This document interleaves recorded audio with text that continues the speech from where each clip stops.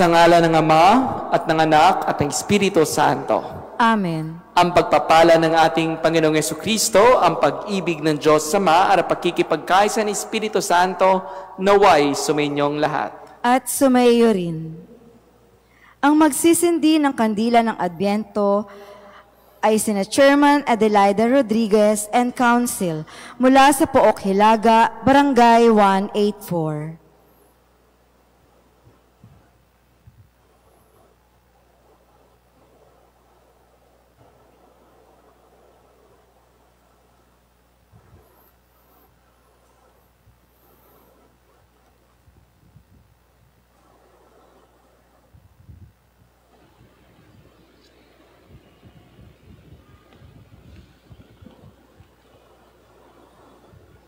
Dakilang Ama, sa pagtatapos ng panahon ng Adbyento, ay sinisindihan namin itong kandila ng pag-asa, kapayapaan at kagalakan, at pag-ibig.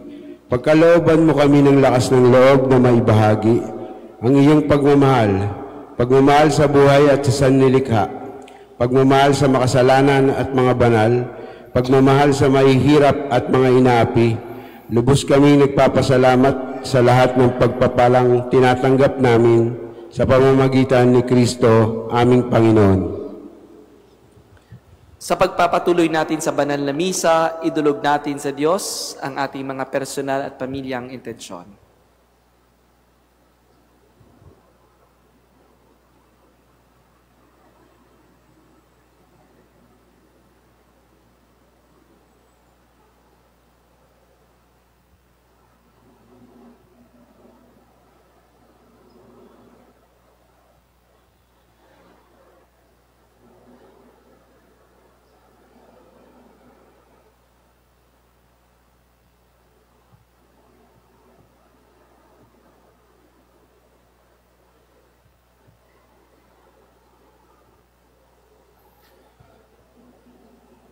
Mga kapatid, aminin natin ating mga kasalanan upang tayo maging marapat, gumanap sa banal na pagdiriwang.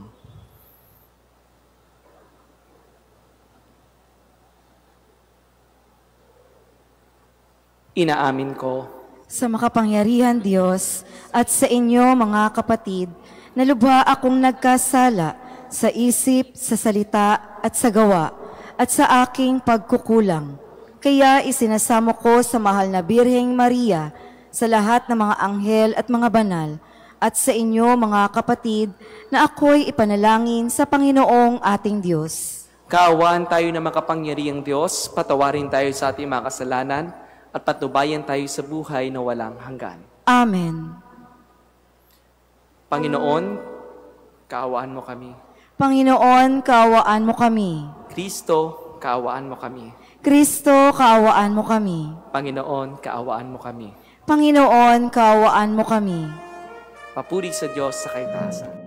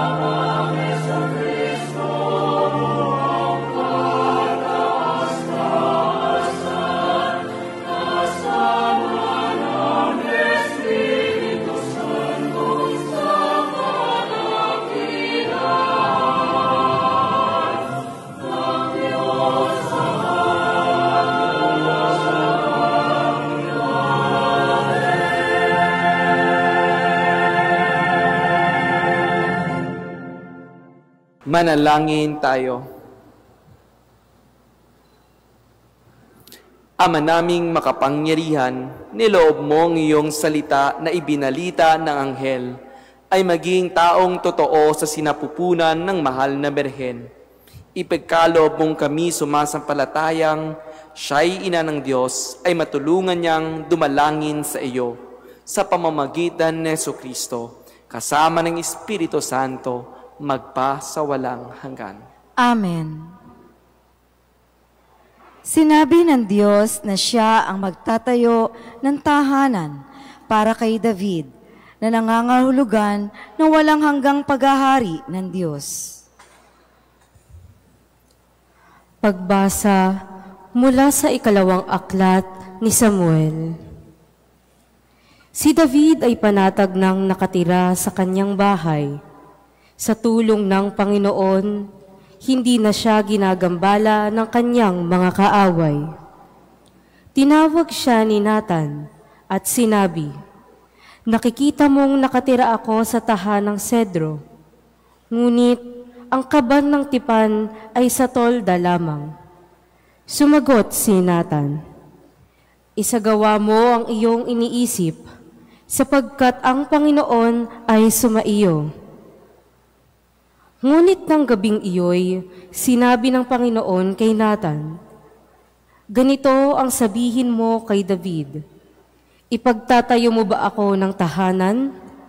Inalis kita sa pagpapastol ng tupa upang gawing pinuno ng bayang Israel. Kasama mo ako saan mang dako at lahat mong mga kaaway ay aking nilipon. Gagawin kong dakila ang iyong pangalan, tulad ng mga dakilang tao sa daigdig. Bibigyan ko ang Israel ng kanyang lupa at doon ko patitirahin. Wala nang gagambala sa kanila roon, wala nang aalipin sa kanila, tulad noong una. Buhat nang maglagay ako ng hukom nila.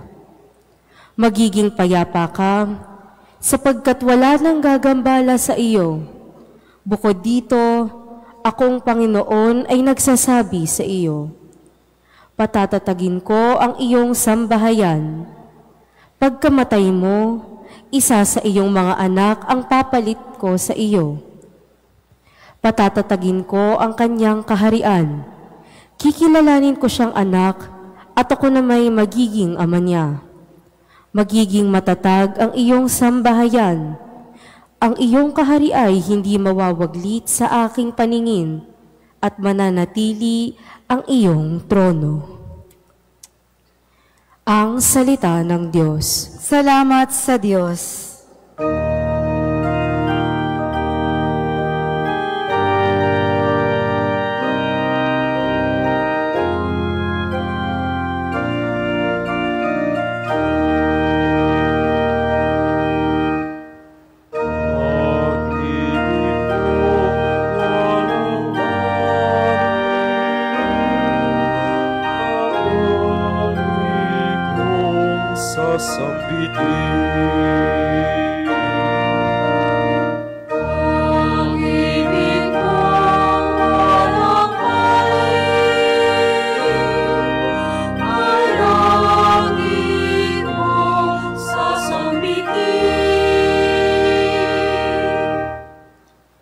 Pag-ibig mo poon na di nagmamaliw, ang sa tuwi-tuwi na ako aking aawitin. Ang katapatan mo'y laging sasambitin, yaong pag-ibig mo'y walang katapusan. Sintatag ng langit ang iyong katapatan.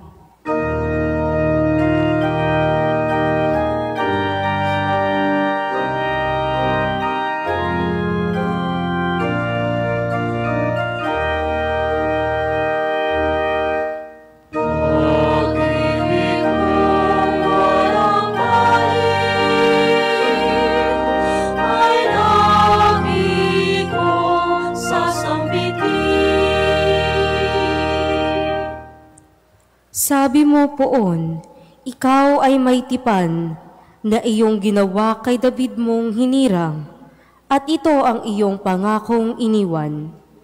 Isasalahi mo'y laging maghahari, ang kaharian mo ay mamamalagi.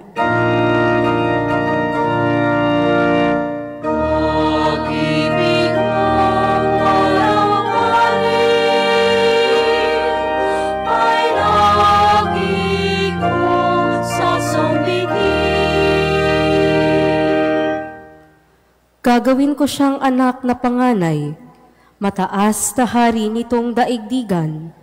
Laging maghahari ang isa niyang angkan, sintatag ng langit, yaong kaharian.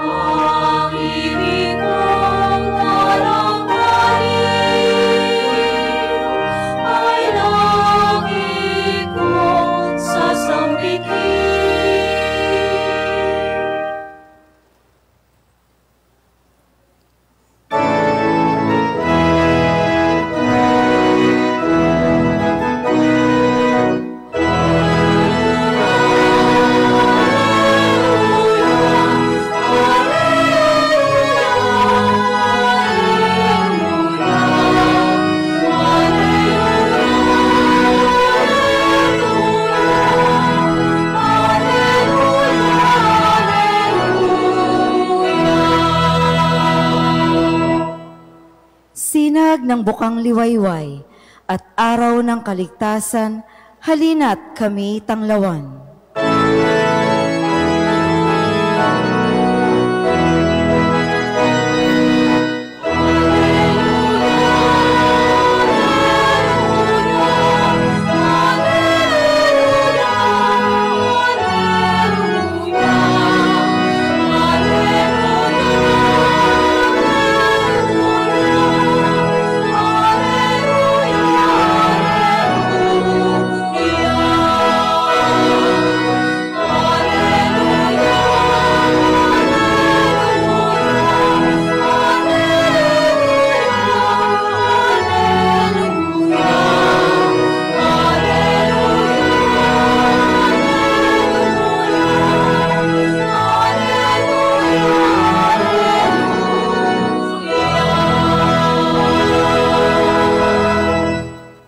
Sumainyo ang Panginoon. At sumaiyo rin. Ang mabuting balita ng Panginoon ayon kay San Lucas. Papuri sa iyo, Panginoon.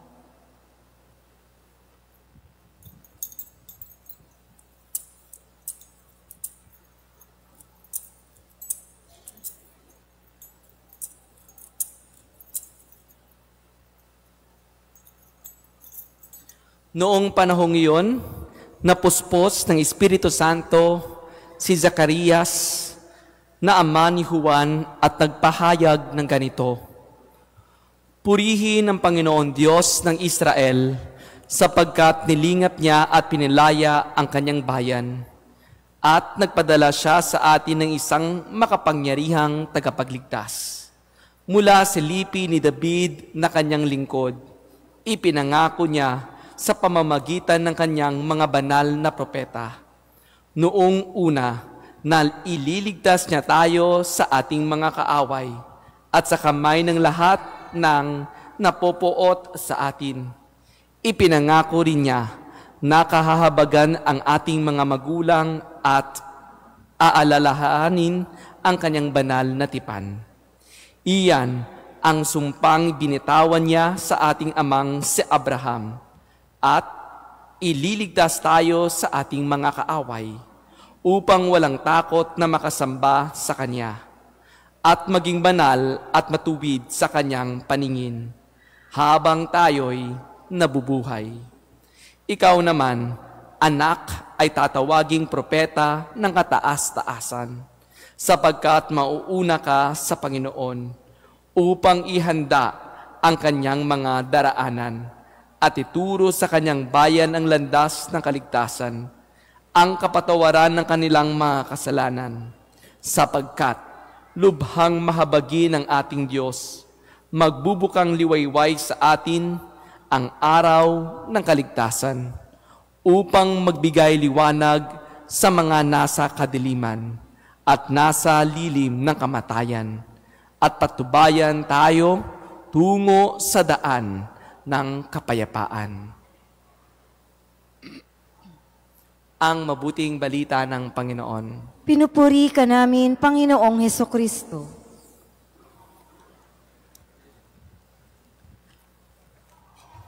Magandang gabi po sa inyong lahat. Magandang gabi rin po, Father. Mukhang masaya kayo di ba? Kasi last day na ng ating simbang gabi. This is really the 9th day of simbang gabi. And we are grateful to the Lord dahil naabot natin ito. Kaya congratulations sa mga nakakumpleto ng 9 days.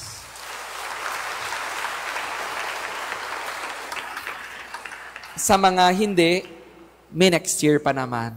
Bawi na lang. Or it's okay, at least you experience to celebrate Mass for the simbang gabi.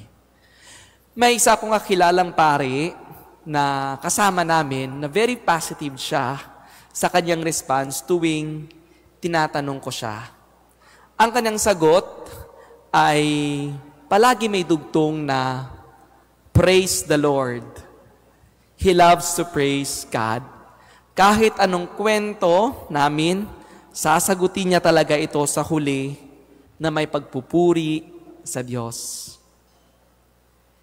Ito'y isang magandang kataga na alalahanin natin habang naghihintay tayo ng Pasko. Kailan nga ba natin pinupuri ang Diyos? Sabi ko nga, nasa 9 na araw na tayo ng simbang gabi. Did we really praise God? Or even feel blessed for the entire 9 days of simbang gabi? Madalas kasi gusto natin tayo ang pinupuri. At masaya sa feeling kapag pinupuri tayo, lalo na naka-appreciate o ina-appreciate ang ating mga ginagawa. Wow, ang galing mo naman. Ang ganda ng niyong ginagawa. Ang talino mo naman o ang sipag mo naman. We love hearing these words. Nakaka-boost kasi ng self-esteem. Parang may gana ka pa gumawa at gagalingan mo pa ulit dahil marami ang naka-appreciate. Bagamat, kapag walang nagbigay ng pagpupuri sa atin, naku po, bad trip. Nakakawala ng gana. Nakakalungkot. Yung ginawa mo ng lahat pero wala pa ring naka-appreciate o walang naka-notice. Hindi ka nila binigyan ng simpleng compliment o pagpupuri. Di ba nakakapagod? Pero kung titingnan natin, nakikita na ito ng Diyos ang lahat ng ating mga effort at ginagawang kabutihan. Tandaan natin na gumagawa tayo ng kabutihan ay hindi para puriin tayo ng mga tao, kundi ito kasi ang nararapat. Sana ang pupupuri ay hindi nakasentro para sa ating sarili, kundi palagi sa Diyos. Ang tanong, bakit nga ba natin purihin ang Diyos? Una, God provides everything we need. God provides everything we need. We need to praise Him. Kung anong meron tayo ngayon, ito'y dahil sa Panginoon. Ang Diyos ay patuloy na gumagabay sa atin. Binibigyan tayo ng lakas at resistensya na magpatuloy sa buhay. Mayaman o mahirap, matanda o bata, maputi o kayumanggi, we need to praise God for His ultimate guidance to us. Nang dahil sa Diyos ay buhay pa tayo. Andito tayo sa selebrasyon dahil tayo nagpapasalamat, nagpupuri sa Kanyang walang hanggang kabutihan.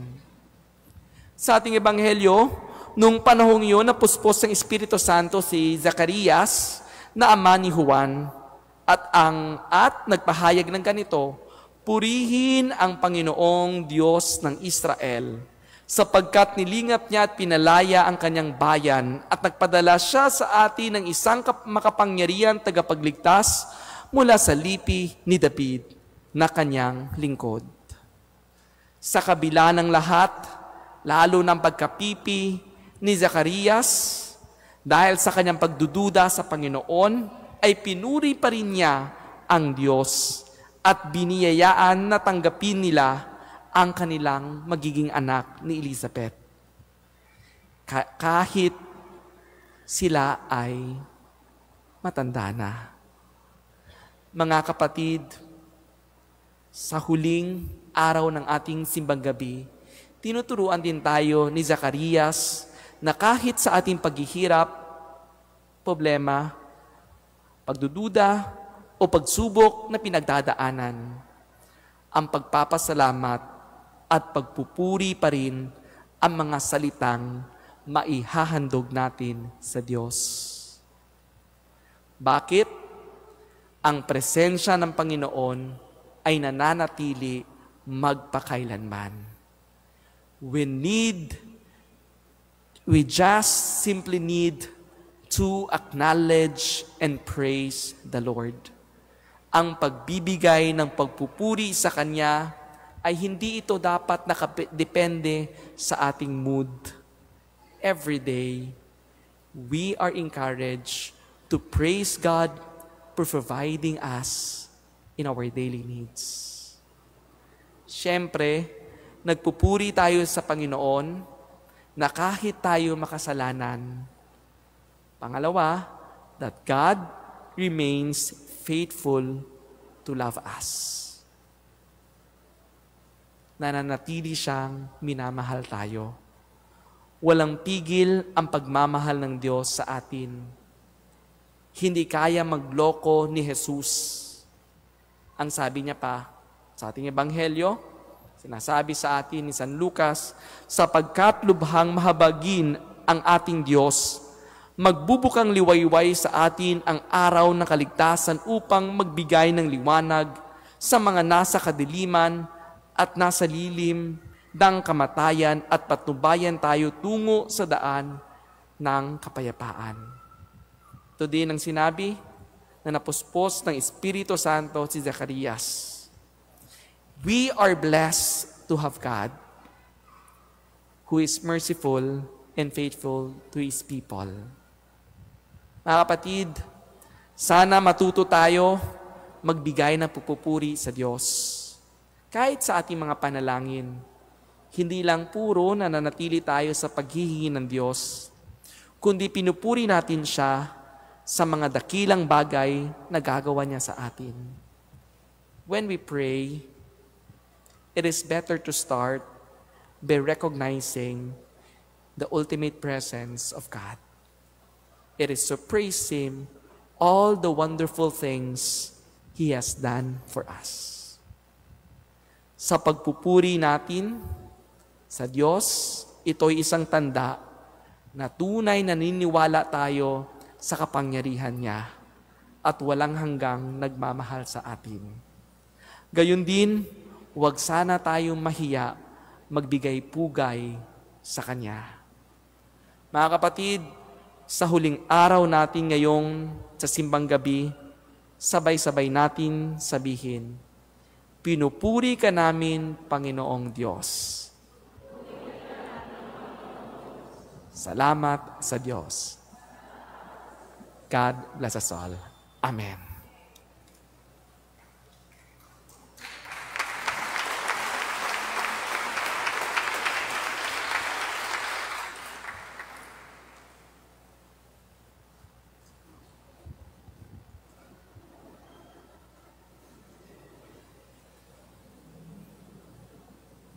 Panalangin ng bayan. Pinasalamatan ni Zacarias ang Diyos dahil sa pagiging tapat nito sa pangako, bunga ng pagtitiwala sa pagiging bukas palad ng Diyos. Idulog natin ngayon sa Kanya Ang ating mga panalangin, Panginoon, dinggin mo ang aming panalangin. Panginoon, dinggin mo ang aming panalangin.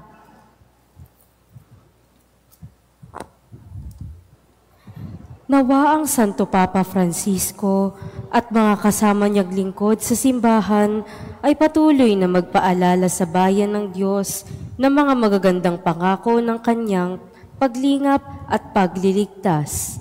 Manalangin tayo sa Panginoon. Panginoon, dinggin mo ang aming panalangin. Nawa ang mga kawani ng pamahalaan ay tumulad kay Zacarias na umasa sa Panginoon para sa kanilang mga pangangailangan sa halip na kumuha sa kaban ng bayan. Manalangin tayo sa Panginoon. Panginoon, dinggin mo ang aming panalangin. Nawa ang mga nakakatanda ay magbigay inspirasyon habang isinasalaysay nila sa susunod na henerasyon ang kanilang mga karanasan ng pagpapala at pagliligtas ng Diyos. Manalangin tayo sa Panginoon. Panginoon, dinggin mo ang aming panalangin. Nawa ang mga kabataan ay mapuspos ng ibayong sigla at pag-asa habang hinihintay ng lahat ang muling pagdating ng manunubos. Manalangin tayo sa Panginoon. Panginoon, dinggin mo ang aming panalangin. Nawa ingatan ng Diyos ang mga mahal natin sa buhay na namayapa na at maibsan nawa ang kalukutan at pag-anais ng kanilang mga naulila. Manalangin tayo sa Panginoon. Panginoon, dinggin mo ang aming panalangin. Sa katahimikan ng ating puso, idulog natin sa Diyos ang ating mga personal at pamilyang intensyon, lalo na ang mga intensyon ng ating sponsor ngayong gabi ito.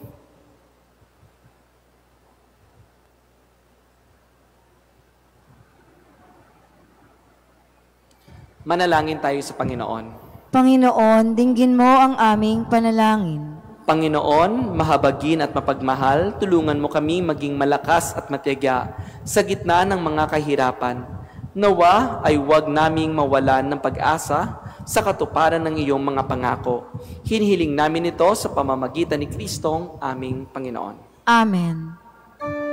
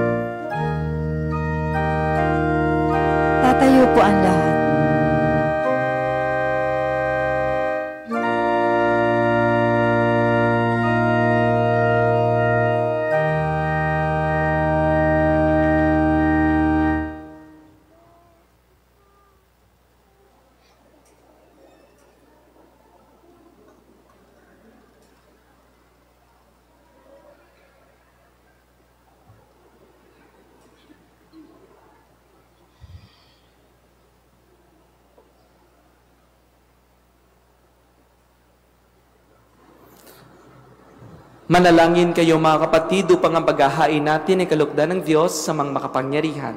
Tanggapin nawa ng Panginoon itong paghahain sa iyong mga kamay, sa kapurihan niya at karangalan sa ating kapakinabangan at sa buong sambayanan niyang banal. Ama naming lumika, ang mga alay naming nakahain sa iyong dambana ay pabanalin nawa ng paglukob ng banal na Espiritu na mapumuspo sa sinapupunan ng mahal na Birheng Maria, upang magdalang tao at magsilang iyong anak na siya'y namamagitan magpa sa walang hanggan. Amen. Sumainyo ang Panginoon. At sumayo rin. Itaas sa Diyos sa inyong puso at diwa. Itinaas na namin sa Panginoon. Pasalamatan natin ang Panginoong ating Diyos. Marapat na siya ay pasalamatan. Ama naming makapangyarihan, tunay ngang marapat na ikaw ay aming pasalamatan sa pamamagitan ni Jesucristo na aming Panginoon. Ang pagsusugo mo sa Kanya ay ipinahayag ng lahat ng mga propeta. Ang pagsilang niya ay pinananabikan ng mahal na Birheng Kanyang inang tunay. Sa kapangyarihan ng Espiritong Banal, ang pagdating niya inilahad ni San Juan Bautista sa kanyang pagbibinyag. Ngayon pinaghahandaan namin ang maligayang araw ng kanyang pagsilang. Kami nananabik at nananalaging lubos na makaharap sa kanyang kadakilaan. Kaya kay San Manghel, sisiyawit ng papuri sa iyo, nang walang umpay sa kalangitan, kami nagbubunyi sa iyong kadakilaan.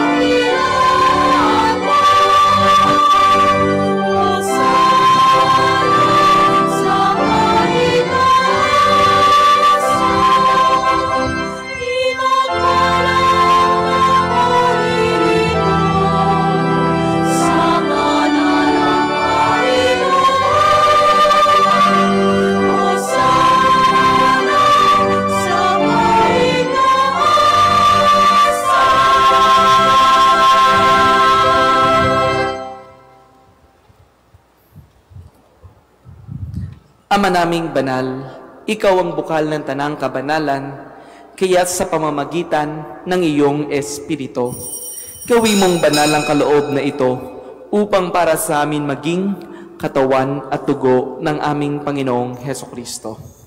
Bago niya pinagtiisang kusang loob na maging handog, hinawakan niya ang tinapay. Pinasalamatan kanya, pinaghati-hati niya iyon, iniabot sa kanyang malagad at sinabi, "Tanggapin ninyong lahat ito at kanin, ito ang aking katawan na ihahandog para sa inyo."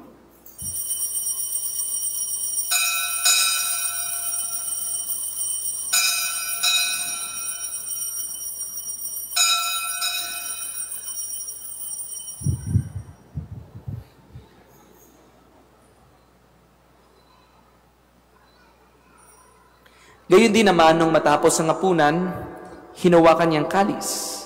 Muli kanyang pinasalamatan, iniabot niyang kalis sa kanyang malagad at sinabi, "Tanggapin ninyong lahat ito at inumin, ito ang kalis ng aking dugo, ng bago't walang hanggang tipan. Ang aking dugo nibubuhos para sa inyo at para sa lahat, sa kapagpapatawad ng mga kasalanan. Gawin niyo ito sa pag-alala sa akin."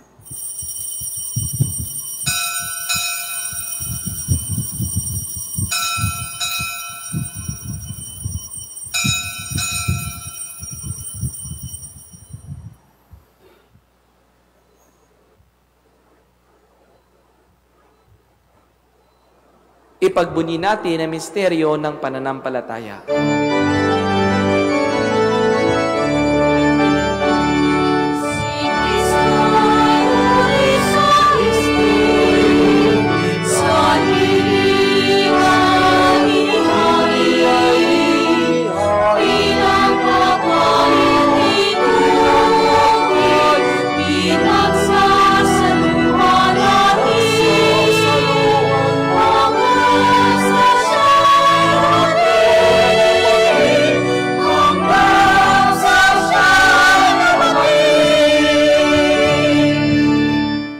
Ama, ginagawa namin ngayon ang pag-alala sa pagkamatay at muling pagkabuhay ng iyong anak. Kaya tinialay namin sa iyo ang tinapay na nagbibigay buhay at ang kalis na nagkakalob ng kaligtasan. Kami nagpapasalamat dahil kami iyong minarapat na tumayo sa harap mo para maglingkod sa iyo. Isinasamo namin kami magsasalo-salo sa katawan na dugo ni Kristo ay mabuklod sa pagkakaisa sa pamamagitan ng Espiritu Santo. Ama, lingapin mong iyong simbahang laganap sa buong daigdig.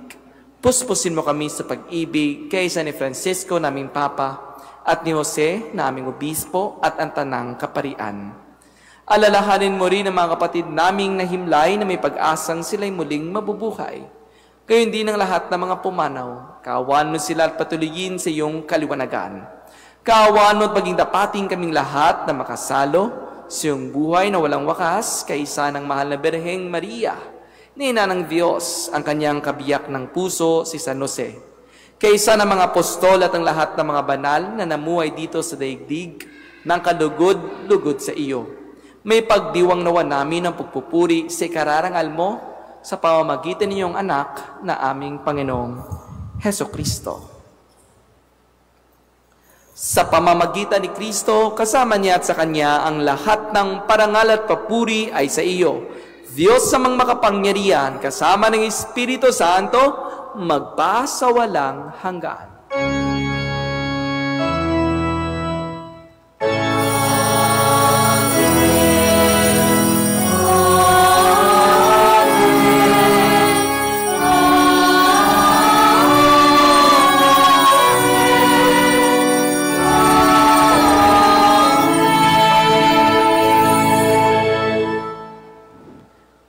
Sa tagubilin ng mga nakagagaling na utos sa turo ni Jesus sa Panginoon natin at Diyos, ipahayag natin ang lakas, loob.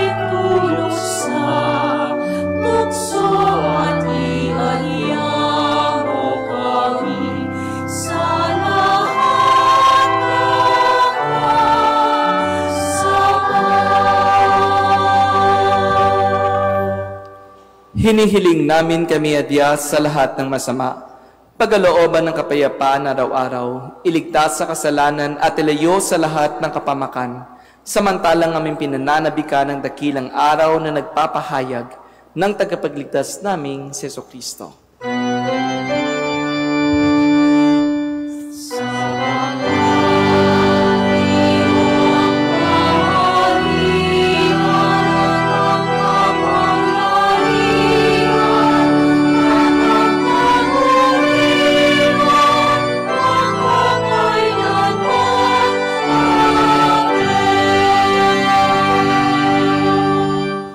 Panginoong Jesucristo, sinabi mo sa iyong mga apostol, kapayapaan ang iniiwan ko sa inyo. Ang aking kapayapaan ang ibinibigay ko sa inyo. Tungayan mo ang aming pananampalataya at huwag ang aming pagkakasala. Pagalooban mo kami ng kapayapaan at pagkakaisa ayon sa iyong kalooban, kasama ng Espiritu Santo, magpa sa walang hanggan. Amen. Ang kapayapaan ng Panginoon ay laging sumainyo. At sumaiyo rin. Magbigayan kayo ng kapayapaan sa isa't isa.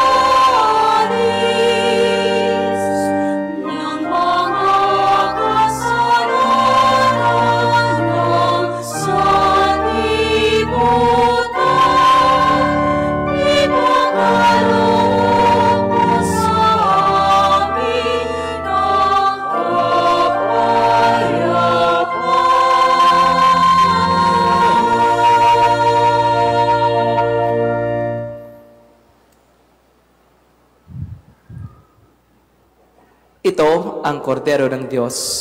Itong nag-aalis ng kasalanan ng sanlibutan, mapalad ang mga iniyayahan sa kanyang piking. Panginoon, hindi ako karapat-dapat na magpatuloy sa iyo, ngunit sa isang salita mo lamang ay gagaling na ako.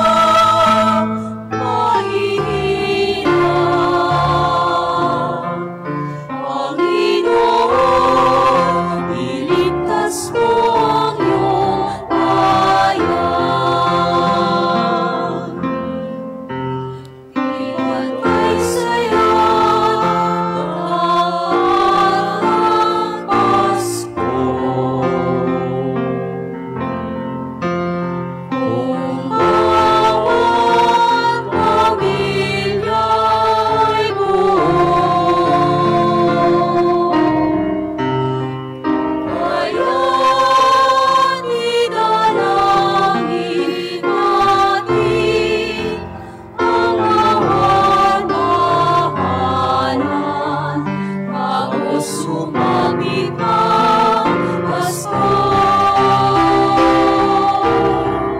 Panginoon, halina, pumarito ka. Sagipin mo ang bayan, ikaw ang pag-asa. Gabay ng mga mahihirap. Panginoon, iligtas mo ang iyong bayan.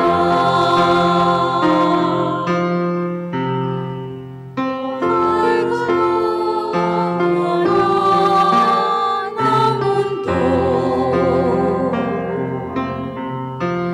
hirap, sakuna at lungkot. Kaya sama-sama tayong manalangin dahil darating na ang Pasko. Panginoon, halina, pumarito ka. Sagipin mo ang bayan, ikaw ang pag-asa. Gabay ng mga mahihirap. Panginoon, iligtas mo ang iyong bayan.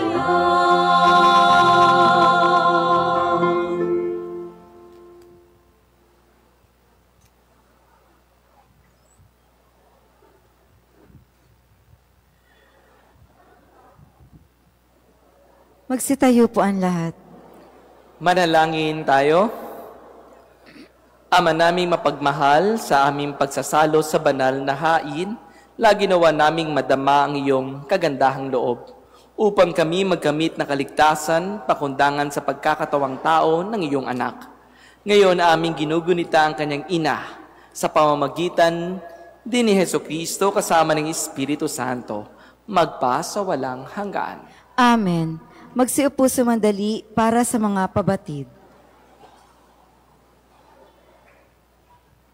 Una, sa panahon ng mga simbang gabi, inaanyayahan ng lahat na tangkilikin ang programa ng simbahan ng pagkakawang gawa sa mga kapatid nating higit na nangangailangan ng tulong. Christmas balls and lights para sa ating taunang parish gift giving. Maaaring makuha ang mga ito sa booth sa may patio ng simbahan. Gayon din, maaaring mag-alay ng mga school supplies sa mga misa. Ang mga ito ay ipamamahagi sa Aita community sa Pampanga. Ikalawa, ang schedule ng Christmas Eve Masses sa December 24 dito sa ating parokya ay sa ganap na 7 ng gabi at 9 ng gabi. Samantala, ang Christmas Eve Mass sa Kambal na Cruz Community Chapel ay sa ganap na 8:30 ng gabi. Ikatlo, ang mga misa sa araw ng Pasko, December 25, ay ang mga sumusunod. Sa umaga, 6:15 a.m., 7:30 a.m., 8:45 a.m. at 10 a.m. Sa hapon at sa gabi, 3 p.m., 4:15 p.m., 5:30 p.m., 6:45 p.m. at 8 p.m. Ang misa sa Kambal na Cruz Community Chapel sa araw ng Pasko ay sa ganap na 8 ng gabi. Ikaapat, suportahan ang mga pangangailangan ng simbahan sa pamamagitan ng pagtangkilik ng ating mga parish merchandise na maaaring makuha sa ating parish office o sa may booth sa may patio ng simbahan. Parish 2025 calendar sa halagang 100 pesos. Parish t-shirt sa halagang 450 pesos at Bible sa murang halaga. Panglima, Ang parokya ay nananawagan sa mga nagnanais maging lingkod ng Panginoon. Bilang lektor o tagapagpahayag ng salita ng Diyos, may edad 18 hanggang 50 taong gulang at may kakayahang makapagpahayag ng salita ng Diyos sa wikang Tagalog at Ingles. Sa mga interesado, mangyaring kumuha ng application form sa sacristy. Hanapin lamang si Brother Mandy Cabarloc o sinumang kasapi ng Lecom Ministry. Ika-6, mahalagang pabatid. Simula January 5, 2025, ang mga oras ng misa sa parokya ay isasagawa sa mga sumusunod na schedule. Lunes hanggang Biyernes sa ika-6 at kalahati ng gabi. Martes hanggang Sabado, ika-6 ng umaga. Sunday anticipated Mass tuwing Sabado sa ganap na ika-6 ng gabi. Ang Sunday Masses sa parokya ay gaganapin sa mga sumusunod na oras. Sa umaga, 5:30, 6:45, 8 at 9:15 a.m. Sa hapon at sa gabi, 3 o'clock, 4:15, 5:30, 6:45 at 8 p.m. Panawagan sa kasal. Sir Earl Francis V. Villanueva na naninirahan sa 2335 D. Cabo Street, Gagalangin, Tondo, Maynila, ay ikakasal kay Mary Margaret C. Nunez na naninirahan sa 2016 Anakbayan Street, Malate, Manila. Gayon din si Jasper Jude Valencia Medina na naninirahan sa 762 Interior 16 J. Plana Street, 1 Luna Street, Gagalangin, Tondo, Manila, ay ikakasal kay Cristel Nicole Pondemira Rebadulla na naninirahan sa 8A Acacia Tower, Santras, Parkview, Ermita, Manila, anak ni na Kevin Heramia Rebadulla at Judy Jane Balasola Pondemira. Ang sinumang may nalalamang hadlang tungkol sa sakramento ng kasal na kanilang tatanggapin at pagtutol, katanungan at iba pang impormasyon na nais malaman o ipaabot, ay ipagbigay alam o makipag-ugnayan sa opisina ng ating parokya. Maraming salamat po, kahabagan at pagpalainawa tayo ng Diyos magpakailanman. Magsitayo na po ang lahat. Maraming salamat din po sa inyong lahat sa pagdalo sa ating banal na misa ngayong gabi dito sa inyong parokya at gayon din sa pag-imbita sa akin to break the bread with you, and I'm so happy to meet you once again. My name po is Father Bimbi Posadas. Hindi po ako anak ni Chris Aquino. Pari po ako, hindi lang mukhang pari dahil bata pa, but I am already 34 years old. The National Vocation Director of the Congregation of the Blessed Sacrament. Kaya kung may mga anak kayo ng mga lalaki na college graduate na, nagde-discern sa kanilang buhay, pagpapari o pagreligyoso, you may contact us through our Facebook page, Sacramentino Vocations, BSVC, or Father Bim Posadas. Lagi natin tandaan na hindi lahat ng mga pogi nag-aartista. Yung iba, seminarista, ngayon, pari na. Thank you very much po.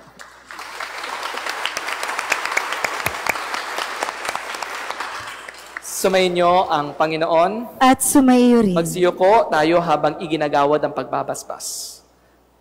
Ang makapangyarihang Diyos, Ama na bugtong na anak na naparito na noon at hinihintay nating bumalik ngayon, ay siya nawang magpabanal sa inyo, pakundangan sa liwanag ng kanyang pagdating, at siya rin nawang pumuspos sa inyo ng pagpapala, ngayon at magpasawalang hanggan. Amen. Patatagin nawa niya kayo sa pananampalataya at paligayahin sa pag-asa, at pakilusin sa pag-ibig na puspos ng sigla, ngayon at magpasawalang hanggan. Amen. Kayong nagagalak sa pagdating na nagkatawang taong manunubos, ay puspusin nawa niya ng gantimpalang buhay na di matatapos. Kapag siya'y dumating na may dakilang lubos, magpasawalang hanggan. Amen. Pagpalain kayo na makapangyarihang Diyos, Ama at Anak at Espiritu Santo. Amen. Humayo kayo taglayang kapayapaan ni Kristo upang siya'y mahalin at paglingkuran.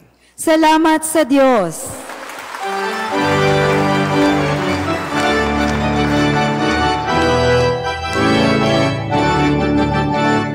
Ilating ka ng simoy ng hangin, tayo na ang